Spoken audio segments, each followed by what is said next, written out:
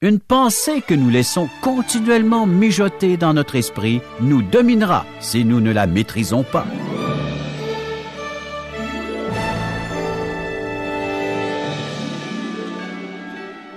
Bonjour, les ministères en contact, en collaboration avec Radio Espoir, vous présentent l'enseignement de Charles Stanley. Aujourd'hui, il traitera de la maîtrise de nos pensées. Il nous expliquera comment appliquer des principes bibliques afin que Dieu exerce le contrôle sur nos pensées. Ce message utile et intéressant nous enseignera tout au sujet de la maîtrise de nos pensées. Que se produit-il lorsque nous laissons des pensées de jalousie, de médisance, de gourmandise, de rancune et même des pensées sexuelles mijoter dans notre esprit? Comment pouvons-nous empêcher une pensée qui nous est venue à l'esprit de nous conduire à commettre un acte répréhensible ou un péché? Comment maîtriser les pensées qui nous obsèdent continuellement? Ouvrons donc notre Bible à l'Épître aux Éphésiens et demeurons avec Charles Stanley alors qu'il traitera de la maîtrise de nos pensées. Je vous invite à ouvrir vos Bibles à l'Épître aux Éphésiens. Lisons les versets 17 à 25 du chapitre 4. Voici donc ce que je dis et ce que je déclare dans le Seigneur. Vous ne devez plus marcher comme les païens qui marchent selon la vanité de leurs pensées. Lorsque Paul parle des païens, il réfère à des personnes non sauvées. Verset 18. Ils ont l'intelligence obscurcie. Ils sont étrangers à la vie de Dieu à cause de l'ignorance qui est en eux, à cause de l'endurcissement de leur cœur. Ayant perdu tout sentiment, ils se sont livrés au dérèglement pour commettre toute espèce d'impureté jointe à la cupidité. Mais vous, ce n'est pas ainsi que vous avez appris Christ. Si du moins vous l'avez entendu, et si, conformément à la vérité qui est en Jésus, c'est en lui que vous avez été instruits à vous dépouiller par rapport à votre vie passée du vieil homme qui se corrompt par les convoitises trompeuses, à être renouvelé dans l'esprit de votre intelligence et à revêtir l'homme nouveau, créé selon Dieu, dans une justice et une sainteté que produit la vérité. C'est pourquoi, renoncez aux mensonges et que chacun de vous parle selon la vérité à son prochain, car nous sommes membres les uns des autres. La Bible mentionne les pensées de notre esprit plus de 300 fois. Nous pensons continuellement chaque jour de notre vie. Parfois, nous aimerions pouvoir mettre notre cerveau en état de veille, mais c'est impossible, car nous pensons toujours à quelque chose. Même lorsque nous nous reposons, notre cerveau demeure actif et nous pensons à quelque chose.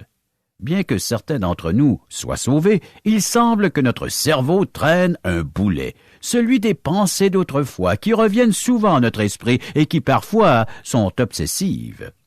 Lorsque vous acceptez le Seigneur Jésus comme votre sauveur personnel, vous naissez spirituellement. Vous expérimentez une nouvelle vie d'origine divine. Vous avez donc de nouvelles capacités de penser, de raisonner et de percevoir la vérité. Selon les Écritures, lorsque vous êtes devenu un enfant de Dieu, le Saint-Esprit s'est établi dans votre cœur. Qu'est-ce qu'il y a fait? Il a enlevé le voile qui couvrait votre esprit afin que vous puissiez comprendre les vérités spirituelles. Avant de devenir chrétien, vous n'aviez pas la puissance divine à votre disposition pour vous aider à choisir vos pensées. Maintenant, vous l'avez. De nombreux chrétiens sont toujours obsédés par leurs anciennes pensées. Celles-ci étaient présentes il y a de nombreuses années. Je vous demande donc de prêter attention à ce que je vais vous dire. Je tiens particulièrement à ce que les parents écoutent, car nous savons que les façons de penser se développent à un très jeune âge. Elles peuvent nous aider ou, au contraire, devenir un boulet qui nous ralentit et nous paralyse. Nos mauvaises façons de penser nous nuiront tant que nous n'aurons pas appris à les repousser et à les remplacer. Examinons quelques passages de la Bible. Commençons par Romains chapitre 8, verset 6. « Et l'affection de la chair, c'est la mort, tandis que l'affection de l'esprit, c'est la vie et la paix. » Se préoccuper principalement des choses de ce monde, des choses de la chair, c'est la mort, mais l'affection de l'esprit, c'est la vie et la paix. Avez-vous entendu ce que dit ce verset? Quand quelqu'un suit ses désirs humains, il va vers la mort. Quand quelqu'un suit l'Esprit Saint, il va vers la vie et vers la paix. Romains chapitre 8, verset 6. Ne désirons-nous pas tous avoir la vie? Ne désirons-nous pas tous avoir la paix intérieure? Paul dit que l'affection de l'esprit, c'est la vie et la paix. Nous avons le choix de nous préoccuper soit des désirs de notre propre nature ou de nous préoccuper des désirs de l'esprit. L'affection de la chair mène à la mort. À quoi meurt la personne qui se préoccupe uniquement de ses propres désirs? Elle meurt à la joie, à la paix intérieure, au bonheur, au progrès et au succès. Suivre ses désirs humains conduit à la mort. Cependant, rechercher volontairement la pensée de l'esprit et s'y soumettre conduit à la vie et à la paix. Nos pensées déterminent ce que nous ressentons. Le Proverbe 23, verset 7 dit « Car il est comme les pensées de son âme ». Nous pouvons lire ce verset, le citer et dire « Oui, je sais ce que la Bible dit. Une personne est telle que sont ses arrière-pensées. » En fait, Dieu a dit que nous sommes tels que nous avons choisi de penser. Lisons l'Épître aux Hébreux chapitre 4, verset 12.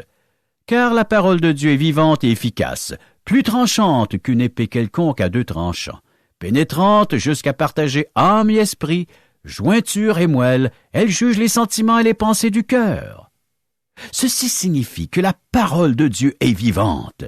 La Bible n'est pas un livre désuet et ne contient pas de vulgaires textes. Non, la parole est vivante et puissante. L'énergie et la vitalité de Dieu appuient le message biblique. La parole de Dieu est plus tranchante qu'une épée quelconque à deux tranchants, pénétrante jusqu'à partager âme et esprit, jointure et moelle, elle juge les sentiments et les pensées du cœur. La parole de Dieu discerne exactement ce que nous pensons et elle le révèle.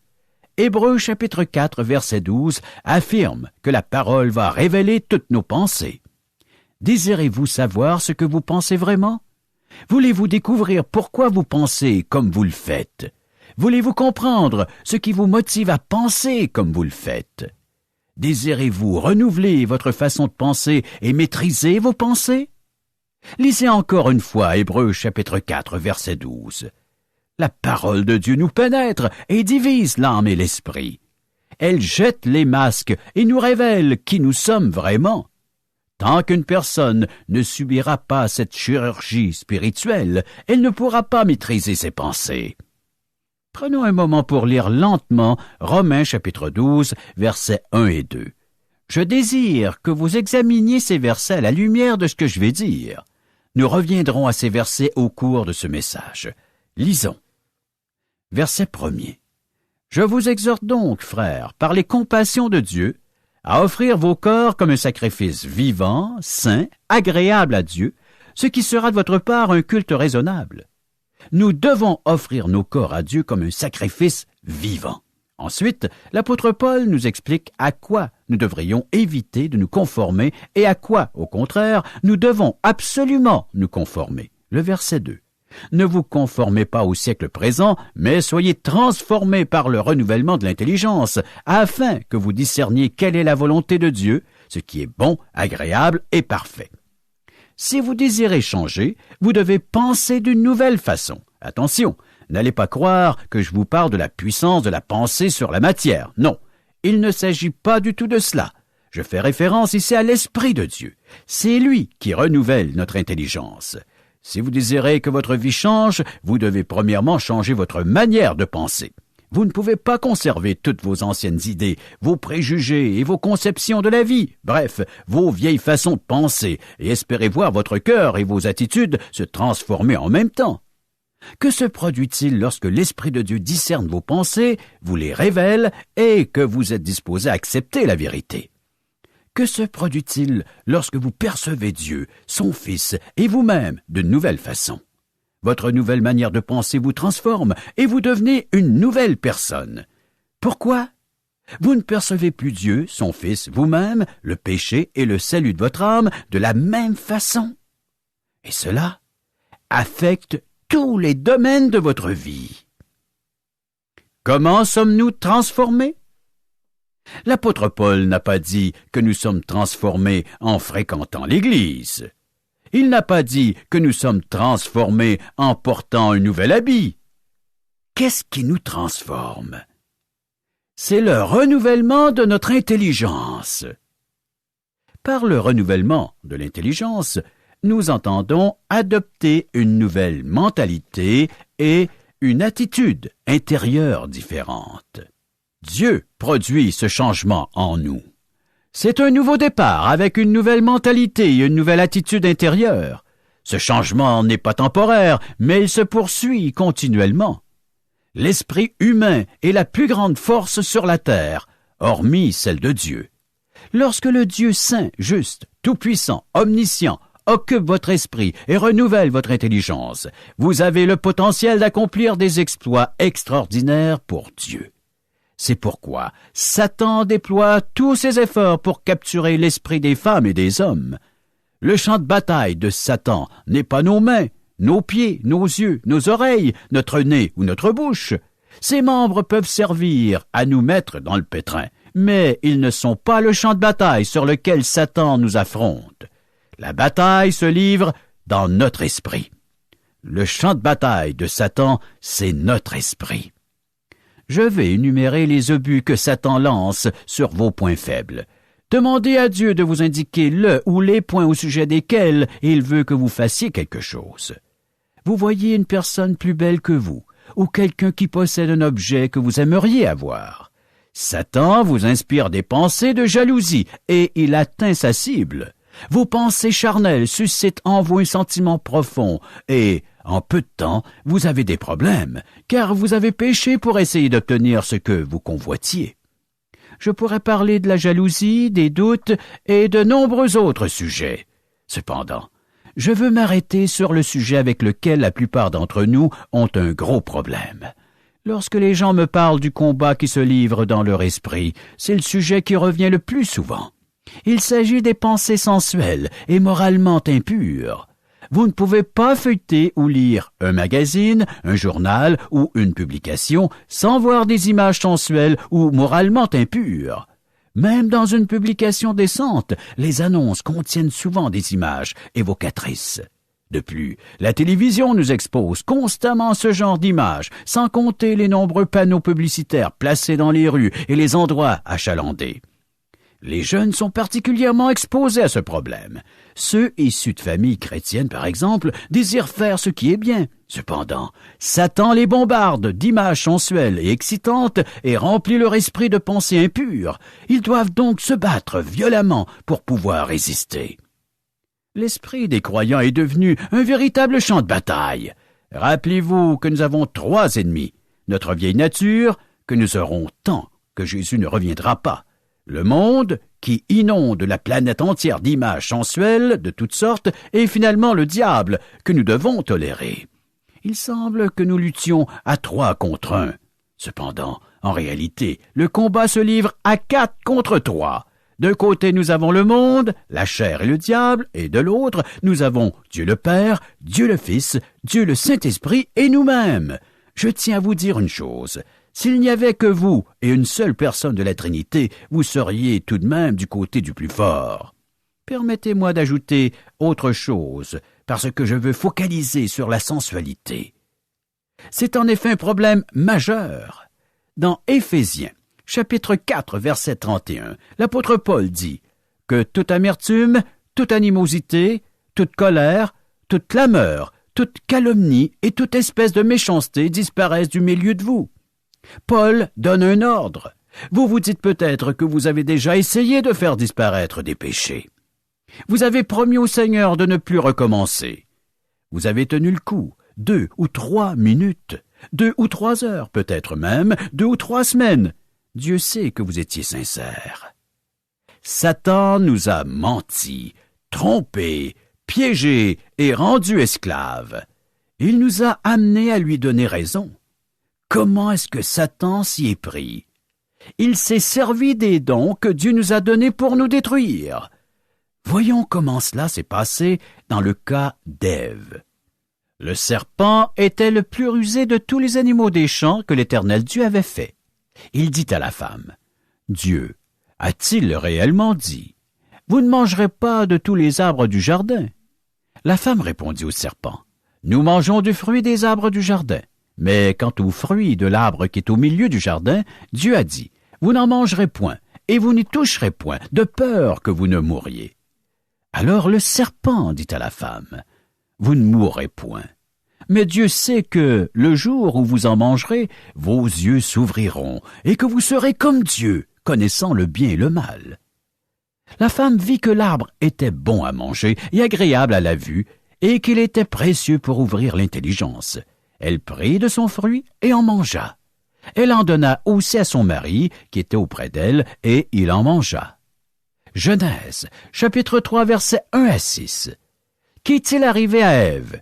Satan est venu à elle et lui a dit, « Regarde le beau fruit. » Dieu lui avait donné des yeux pour voir, puis Satan a dit, « Réfléchis, Ève, n'aimerais-tu pas être aussi intelligente que Dieu? » Dieu lui avait donné un cerveau pour réfléchir, puis l'ennemi dit, « Ève, goûte ce fruit, il n'y a rien de meilleur au monde. » Quelle a été la tactique de Satan? Il a semé une idée dans l'esprit d'Ève en l'invitant à regarder le fruit. Il n'y avait rien de mal à regarder. Cependant, Satan savait que si Ève regardait, elle se mettrait à penser au fruit. Elle finirait par donner raison à Satan, et celui-ci obtiendrait le résultat escompté. Il n'y a rien de mal à regarder, à réfléchir, à désirer apprendre et à désirer à manger un fruit délicieux. Or, là où le bas blesse, c'est lorsque vous utilisez ces facultés pour détruire ou lorsque vous désirez quelque chose de destructif. Satan a entraîné Ève à faire un mauvais usage de ses facultés et à désirer le fruit défendu. Satan a utilisé les instruments et les dons de Dieu et il s'en est servi pour détruire Ève. C'est ce que Satan fait avec nous. Il utilise comme un instrument des choses que Dieu nous a données pour jouir de la vie, et fausse ainsi notre façon de penser. Une fois qu'il l'a faussée, il nous pousse à utiliser à mauvais escient les dons précieux que Dieu nous a donnés. À présent, examinons la deuxième stratégie de Satan. Comment opère-t-il? Comment se sert-il de notre esprit? Prenons le cas d'une chose que nous apercevons. J'aurais pu prendre le cas d'une chose entendue ou tout autre exemple. Cependant, je vais m'en tenir au cas d'une chose aperçue. Vous voyez quelque chose et une pensée surgit dans votre esprit. Vous avez alors deux choix, rejeter cette pensée ou l'accueillir. Vous pouvez l'arrêter ou la laisser mijoter dans votre esprit. Si vous accueillez la pensée et que vous la laissez mijoter en vous disant « j'aimerais avoir cela », ceci me donnerait du plaisir et me satisferait. Ceci est désirable. Que se produira-t-il? La pensée suscite en vous des émotions. Votre imagination se met à l'œuvre. Si vous la laissez faire, c'est votre volonté qui est ensuite affectée et qui entre en jeu. Lorsque la pensée est venue à votre esprit, vous pouviez la rejeter immédiatement. Lorsque vous l'avez accueillie et laissée trotter dans votre tête et que vous vous êtes imaginé quel plaisir ce serait d'aller à tel endroit, d'être avec une telle personne ou d'acquérir tel objet. Qu'avez-vous fait exactement? Vous vous êtes mis dans une situation qui nécessite une prise de décision. Vous devez décider de chasser cette idée si elle est mauvaise ou vous devez décider de passer aux actes. Une pensée que vous laissez mijoter ou trotter dans votre tête s'intègre à votre personnalité. Elle finit par faire partie de vous. Cette pensée vous dominera si vous ne la maîtrisez pas. Dieu a dit, « Car il est comme les pensées de son âme. » Proverbe 23, verset 7. Nos pensées révèlent ce que nous sommes. Une personne qui ne fait que penser aux choses sensuelles devient sensuelle. Vous ne pouvez pas nourrir continuellement votre esprit d'une chose et croire que vous serez différent de ce que vous pensez. Dieu a dit, « Car il est comme les pensées de son âme. » Si vous ne pensez qu'à l'argent et encore à l'argent, vous deviendrez une personne pingre et égoïste. Par contre, si vous méditez continuellement au sujet de la générosité, de l'amour, de la bonté et de l'entraide, que se produira-t-il? Vous choisirez la direction opposée de l'exemple précédent. Nous faisons un choix. Nous disons parfois à quelqu'un, « Vous ne me connaissez pas. » Nous avons raison. Et nous ne nous connaissons probablement pas nous-mêmes. Vous possédez un cerveau qui a un énorme potentiel. Vous pouvez l'utiliser pour faire le bien ou le mal. Que fait Satan? Il vous envoie une petite pensée et il espère que vous lui laisserez prendre racine dans votre cerveau. C'est tout ce qu'il désire. Une petite ouverture pour pénétrer votre esprit, votre cœur. C'est tout ce dont il a besoin. S'il l'obtient, il est satisfait. Voici ce qu'il fera. Écoutez bien. Si vous voyez quelque chose ou quelqu'un qui excite votre convoitise, vous l'examinez un instant et vous vous dites « Non, je fais mieux d'oublier cela. Je ne retiens pas cette idée. » Cependant, ce n'est pas ainsi que ça marche. Que se produit-il réellement? Satan vous chuchote à l'oreille. C'est cela. Oublie cette idée pour l'instant. Vous enregistrez l'idée dans un recoin de votre cerveau et vous vous dites « Cela ne m'a pas vraiment tenté. » Cependant, vous avez donné à Satan un accès à votre esprit et vous n'avez pas délibérément rejeté cette pensée. Vous l'avez tolérée et vous avez rationalisé votre action en vous disant « Après tout, tous ont leur petite faiblesse ici et là et personne n'est parfait. » Et vous avez envoyé la pensée dans un recoin de votre cerveau. Ensuite, Satan se met au travail. Rappelez-vous que vos pensées sont assimilées à votre personnalité. Et ce que vous êtes est déterminé par ce que vous avez pensé au cours de votre vie. Tout ce que vous avez pensé se trouve dans votre subconscient, ainsi que tout ce que vous avez vu, entendu, ressenti, touché ou expérimenté. Tout cela se trouve toujours dans votre subconscient. Comment procède Satan? Il réfléchit à ce qu'il peut tirer du contenu de votre subconscient. Est-ce que Satan peut lire nos pensées? Ce n'est pas nécessaire, parce qu'il a été près de nous suffisamment longtemps pour savoir ce que nous pensons. Un jour, un incident ou quelque chose que vous voyez vous rappellera une ancienne pensée. Satan va profiter de l'occasion pour vous tenter. Il est étonnant de voir tout ce qu'il peut aller chercher dans les recoins de notre cerveau. C'est tout ce qu'il désire.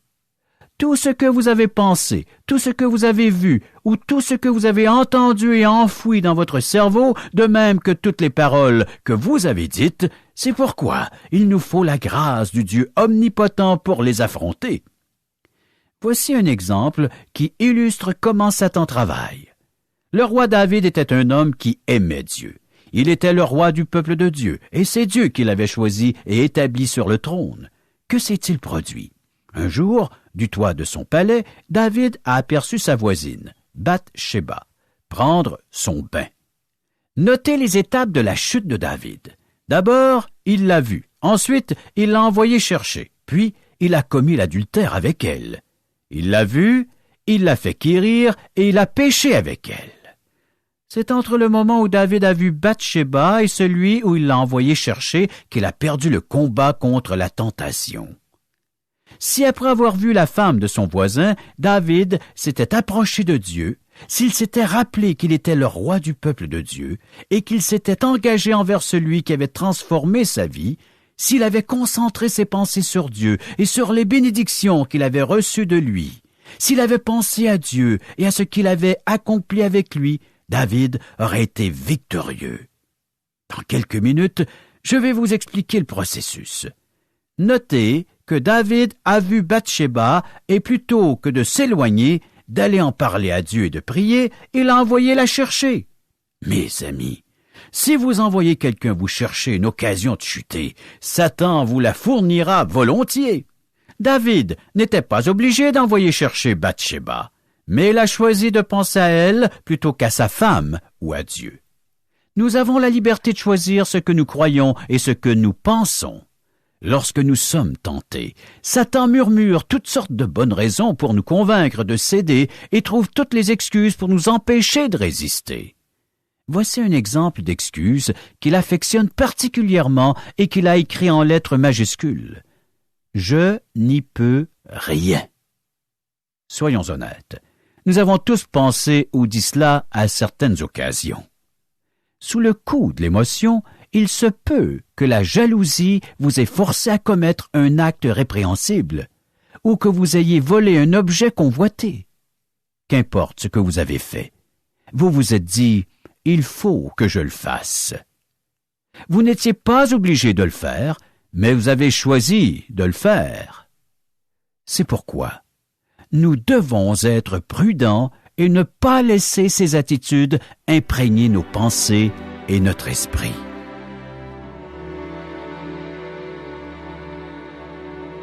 Charles Stanley a seulement effleuré ce sujet de la maîtrise des pensées. Il est important que nous puissions maîtriser nos pensées pour marcher victorieusement sur la tentation. Ce message nous défie. Il s'applique à nous tous. Maîtriser nos pensées va nous permettre de remporter la victoire sur un champ de bataille que Satan aime contrôler et utiliser à son avantage. Avec ce que nous avons entendu, nous connaissons le chemin de la victoire grâce à la puissance de Dieu et du Saint-Esprit. Avez-vous noté les étapes de la chute du roi David? Il a vu Bathsheba, il a envoyé la chercher et il a commis l'adultère avec elle. Si David s'était éloigné aussitôt qu'il l'avait aperçue, et s'il avait immédiatement remplacé l'image de la femme par des pensées de nature spirituelle, il n'aurait pas cédé à la tentation. Lorsqu'il pensait à faire venir Bathsheba, s'il avait appelé une de ses femmes, il aurait pu éviter de céder à la tentation. Cependant, il a accueilli la tentation et il l'a laissé mijoter dans son esprit. Cela l'a conduit à sa perte. Il y a toujours une chaîne d'événements qui conduit à un péché. Il faut briser un des maillons de cette chaîne avant de commettre l'acte. Dans le cas d'une pensée sensuelle, il faut immédiatement la remplacer par des pensées divines. Il faut aller prier et nous concentrer sur des vérités de la parole de Dieu. Charles Stanley nous l'a expliqué, si nous accueillons une pensée, nous permettons à Satan d'avoir une emprise sur nous. Je connais un chrétien qui a été libéré d'une dépendance à la pornographie. Lorsqu'il était frustré, il s'adonnait à ce péché. Par exemple, lorsqu'il avait un problème avec son ordinateur et qu'il ne pouvait pas le régler parce qu'il n'était pas un spécialiste de l'informatique, il cherchait compensation dans la pornographie. Lorsque le Seigneur l'a délivré, il lui a enseigné à briser le maillon de cette chaîne d'événements. Lorsqu'il a un problème maintenant avec son ordinateur, il appelle immédiatement quelqu'un qui s'y connaît plutôt que de laisser monter sa frustration. À la prochaine émission, Charles Stanley revient sur ce sujet important. Nous vous invitons à être de nouveau des nôtres.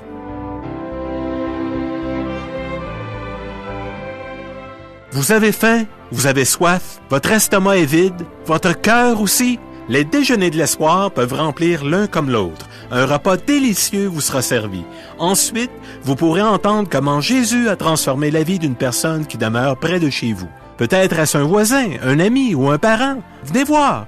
Contactez-nous au 1-877-L'Espoir, 1-877-537-7647 ou www.espoir.ca. Touchant le monde avec notre passion pour Dieu et notre compassion pour les gens, l'enseignement de Charles Stanley est une présentation de Ministère en Contact et une production de Radio Espoir.